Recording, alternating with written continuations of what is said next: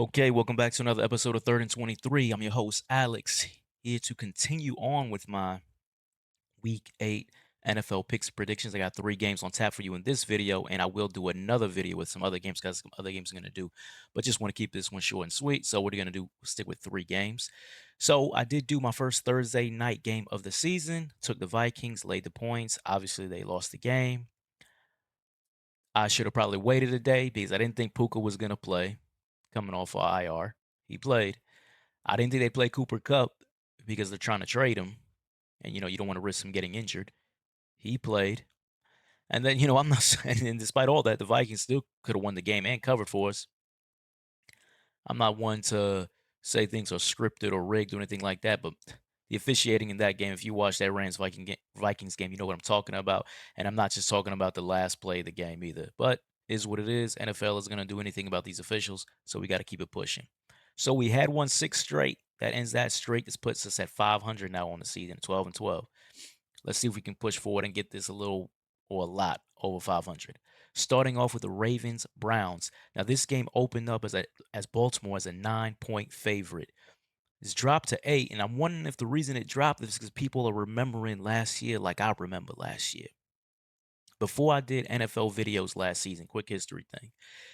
Before I did NFL videos last season, the biggest bet I laid last season was around mid-season. The Ravens, I believe, were hosting Cleveland. They were a 6-point favorite in that game, and Cleveland had a bunch of injuries in that game, just like Cleveland has a bunch of injuries in this game. Cleveland or Baltimore is up 14 in that game. I'm thinking, okay, I'm sitting pretty. I'm gonna win my money. And all of a sudden, Lamar Jackson, two picks, including the pick six, I believe, all early in the fourth quarter, brought Cleveland right back into the game. Cleveland ended up winning the game, blew my biggest bet of the regular season. Do we have a repeat performance of that in this game? Cleveland, a ton of injuries. Deshaun out, DTR out. They're going third string, which is Jameis Winston, known for turning the ball over. But I don't even know if he's going to push the ball like that in this game to turn the ball over because they traded Amari Cooper. Amari Cooper's gone. So now the receivers are Jerry Judy, Elijah Moore. If you guys don't know, Elijah Moore averages 6 yards a catch this season. Okay, we're talking about the worst passing offense in the league with some new faces, but also downgraded, right, at receiver and QB against the worst pass defensive league in Baltimore. We got to say it, uncharacteristic, and they got some injuries back there as I don't think Marlon Humphrey's going to play in this game. Nate Wiggins is a maybe, but overall, regardless of that, Baltimore still looked really bad on the back end. So what's going to give the worst pass defense or the worst passing offense? Now we are also looking at Cleveland. You got Nick Chubb coming back. This is a terrible running game, but Nick Chubb is back. Knocked off the rust last week, didn't look that good. You could tell he was rusty, and now he's got to go against the number one ranked run defense in the league. So for me, Cleveland is going to be completely uh, one dimensional. There's gonna be no balance in this game. They're not gonna get any help on the ground attack. So it's gonna be all on Jameis Winston throwing it to Elijah Moore and Jerry Judy and Njoku.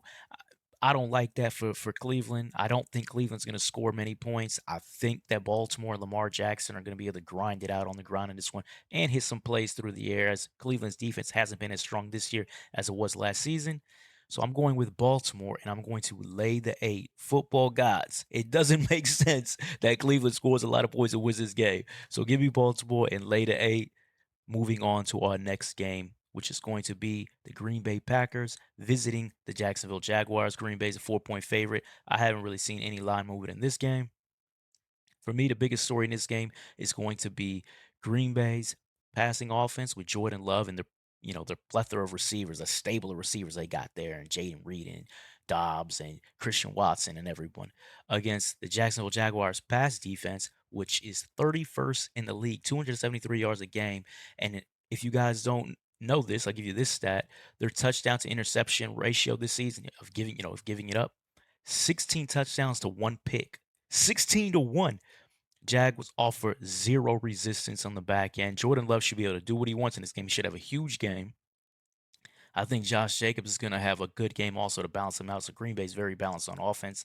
And also, if you guys don't know this, Green Bay leads the league in takeaways this season with 17 against Trevor Lawrence, who's always been a little shaky in his career, really turning the rock over. I like Green Bay to have a couple turnovers in this one.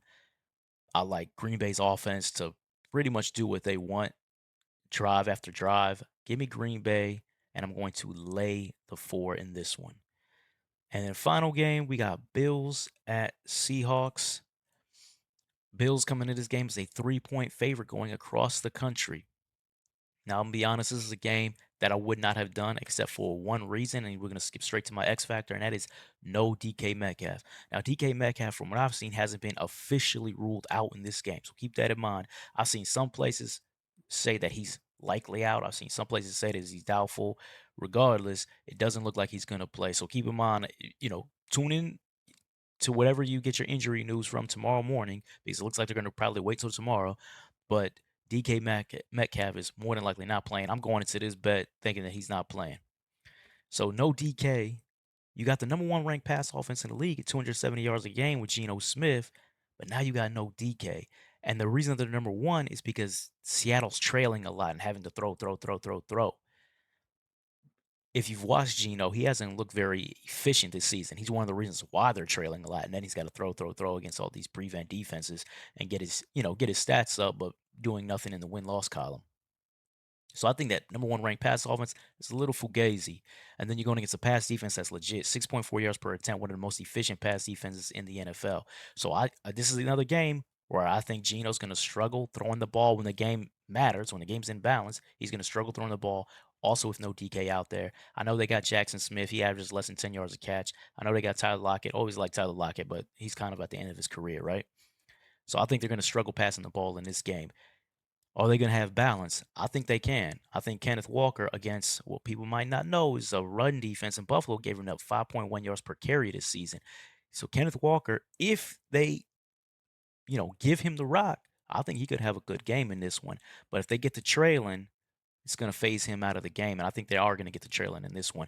And why do I think that? Because Seattle's run defense is pretty porous on their own right. 29th in the league. James Cook hasn't had that big game yet that he's had. He had a few of them last season.